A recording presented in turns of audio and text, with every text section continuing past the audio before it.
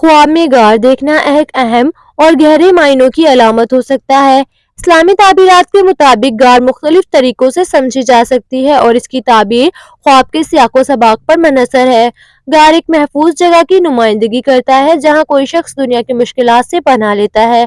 अगर आप ख्वाब में गार में दाखिल हो रहे हो तो ये इस बात की अलामत हो सकती है कि आप किसी परेशानी से बचने के लिए पनाह तलाश कर रहे हैं या आपको किसी मुश्किल सूरत हाल से निजात हासिल हो सकती है।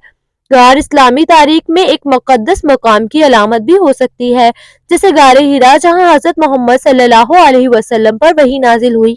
अगर आप गार में रूहानी सुकून या दुआ करते हुए नजर आए तो यह आपकी रूहानी तरक्की और अल्लाह की कुर्बत होने की अलामत है हो सकती है।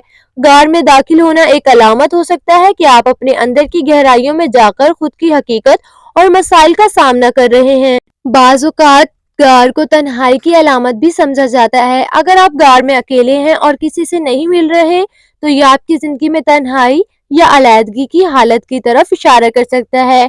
ये आपकी ख्वाहिश हो सकती है कि आप कुछ वक्त के लिए दुनिया से दूर हो जाएं। गार की एक ताबीर ये भी हो सकती है कि आप किसी मक्कार या झूठे शख्स से बचने के लिए महफूज पनाह हासिल करना चाहते हैं। ये ख्वाब आपको अपनी हिफाजत और होशियारी की तरफ मुतवज्जा करता है। गार में सुकून या आराम महसूस करना इस बात की अलामत हो सकता है कि आप अपनी जिंदगी में सुकून और इत्मीनान की तलाश में हैं। ये ख्वाब आपको बता सकता है कि आपको अपने अंदरूनी सुकून को तलाश करने की ज़रूरत है।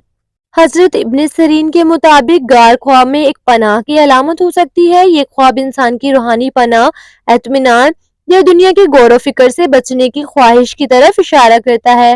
गार में दाखिल होना रूहानी तौर पर आरामदा या हिफाजत का मंजर पेश करता है। अगर गार में कोई खास मंजर या तफसील हो जैसे अंधेरा, रोशनी या आपका एहसास, तो इससे ख्वाब की ताबीर मजीद वाजिया हो सकती है।